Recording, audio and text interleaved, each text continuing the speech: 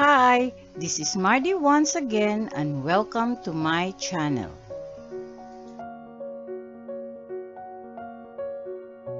Timeline of the Philippine History.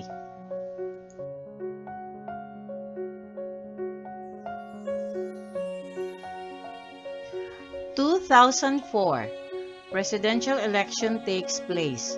Arroyo's closest rival, a dear friend of ex-President Estrada, is film actor Fernando Poe Jr. Arroyo narrowly defeats Poe, taking 39.5% of the vote to Poe's 36.6%. The Philippine presidential and vice presidential elections of 2004 were held on May 10, 2004. In the presidential election, incumbent President Gloria Macapagal Arroyo won a full sixth term as president, with a margin of just over 1 million votes over her leading opponent, highly popular movie actor Fernando Poe Jr. The 3.48% margin of victory is the closest margin in the Philippine presidential election history. The elections were notable for several reasons. This election first saw the implementation of the Overseas Absentee Voting Act of 2003, which enabled Filipinos in over 70 countries to vote. This is also the first election since the 1986 People Power Revolution where incumbent president ran for re-election. 2005. A taped conversation between President Arroyo and an election officer surfaced during the 2004 elections, implying she influenced the official election results.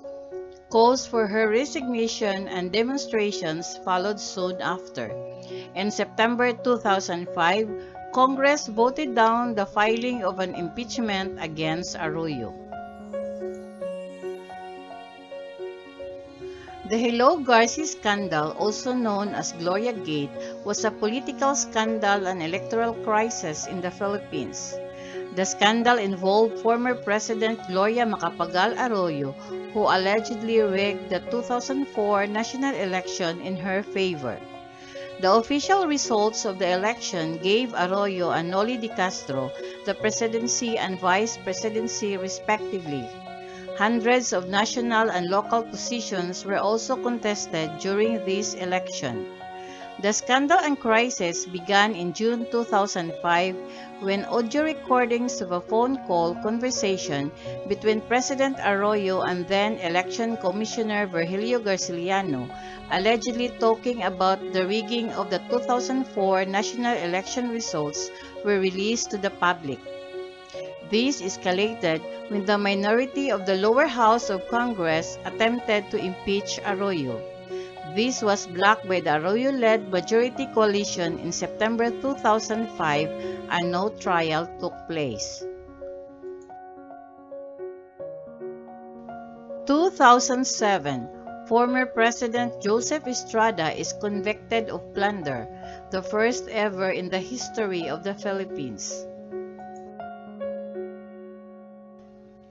On September 12, 2007, the Sandigan Bayan finally gave its decision, finding Estrada not guilty on his perjury case but guilty of plunder beyond reasonable doubt. He was sentenced to reclusion perpetua. He was thus the first Philippine president who was convicted of plunder. On September 26, 2007, Joseph Estrada appealed by filing a 63-page motion for reconsideration of the Sandigan Bayan judgment penned by Teresita de Castro, submitting 5 legal grounds.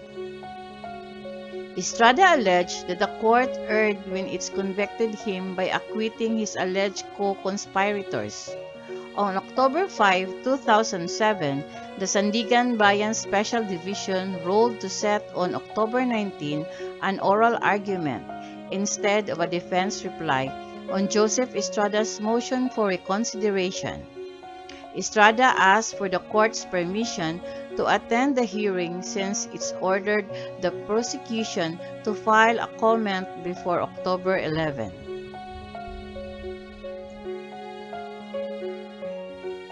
2010. first automated national elections in the Philippines. On May 10, 2010, Filipinos voted in fully automated elections for the first time. After voters filed out machine-readable ballots, precinct count option scan, machines leased from Smartmatic Corporation for 7.2 billion were used to record, count, and transmit the votes to canvassing centers where the votes were automatically added up.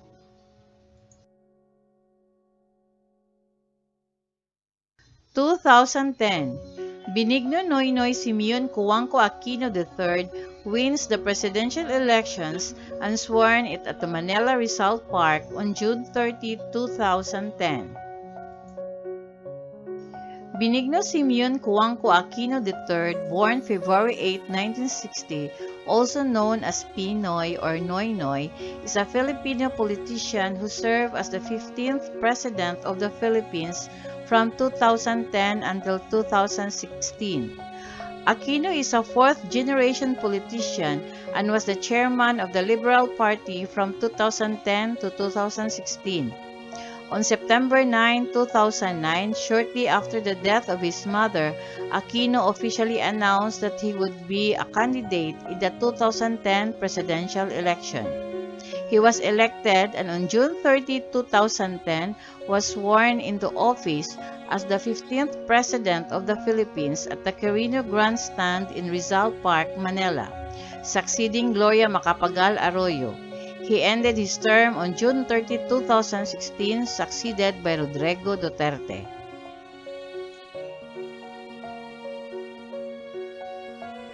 (2016) Rodrigo Rode Rua Duterte, the former mayor of Davao City, assumes the presidency. He is the first president to come from Mindanao. Rodrigo Rua Duterte, born March 28, 1945, also known as Digong and Rodi, is a Filipino politician who is the 16th and the current president of the Philippines, and the first from Mindanao to hold the office. He is the chairperson of PDP Laban, the ruling political party in the Philippines. Duterte took office at age 71 on June 30, 2016. Making him the oldest person to assume the Philippine presidency. The record was previously held by Sergio Osmeña at the age of 65. Frequently described as a populist and a nationalist, Duterte's political success has been aided by his vocal support for the extrajudicial killing of drug users and other criminals. Duterte's political career has also received scrutiny.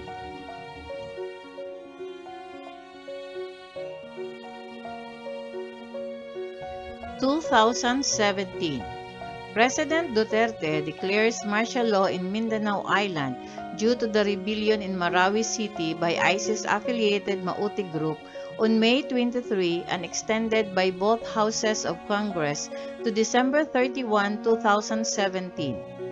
The devastated city of Marawi was declared liberated by Duterte on October 17, 2017. At 10 p.m. on May 23, 2017, amid a Mauti Group-related escalation of conflicts in Mindanao, as well as recent clashes in Marawi between the armed forces of the Philippines and the Islamic group, Philippine President Rodrigo Rua Duterte placed the whole of Mindanao, including Basilan, Sulu, and Tawi-Tawi, under martial law. The proclamation was announced during a press briefing held in Moscow, where Duterte was on an official visit. The state of martial law will be in effect for 60 days.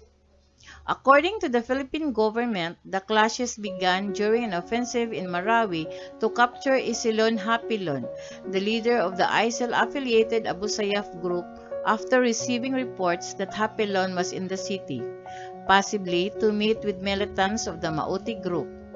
On October 17, 2017, the day after the death of the militant leaders Omar Mauti and Isnilon Hapilon, President Duterte declared Marawi was liberated from terrorist influence.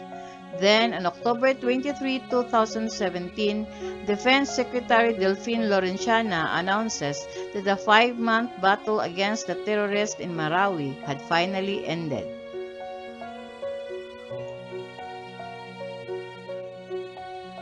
2020. Starting March 10, the many parts of the country, especially the National Capital Region, has been under various levels of lockdown due to the coronavirus that started in Wuhan, China, and has spread worldwide, turning the economy from the fastest growing in Asia into a recession. The enhanced community quarantine in Luzon is a series of stay-at-home orders and cordon sanitaire measures implemented by the Interagency Task Force on Emerging Infectious Diseases on the island of Luzon and its associated islands. It is part of the COVID-19 community quarantines in the Philippines, a larger scale of COVID-19 containment measures with varying degrees of strictness. The enhanced community quarantine is the strictest of these measures and is effectively a total lockdown. The Philippines economy suffered a deep recession in 2020 due to the impact of the COVID-19 pandemic, with GDP contracting by 9.6% year-on-year. This was the largest annual decline ever recorded since National Accounts Data Series for the Philippines commenced in 1946.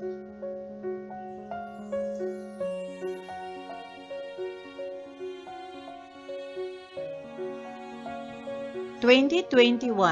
Arrival of the COVID-19 vaccines. The arrival of donated COVID-19 vaccines from China paves the way for the start of the Philippines inoculation campaign. The Philippines' first batch of coronavirus vaccines arrived in the country on February 28 with shoots developed by China's Sinovac Biotech. The aircraft carrying the vaccines, a transport plane of the People's Liberation Army of China, landed at Villamor Air Base in Pasay City around 4:10 p.m.